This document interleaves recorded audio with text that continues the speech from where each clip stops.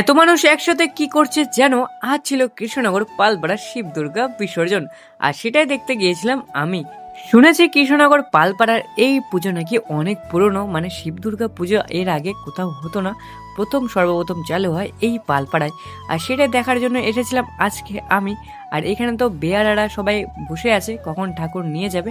আর অবশেষে এখন আমাদের ঠাকুর বেরোবে ভক্তের কাঁধে চেপে। এখন মহাদেব আর দেবী পার্বতী যাচ্ছে কদমতলা ঘাটের দিকে। আর এদিকে তো জামাইবাবু আলাদাই খুশি, হাড় হাড় মহাদেব বলছিল। তোমরাও কমেন্টে একবার বলে দিও হাড় হাড় মহাদেব।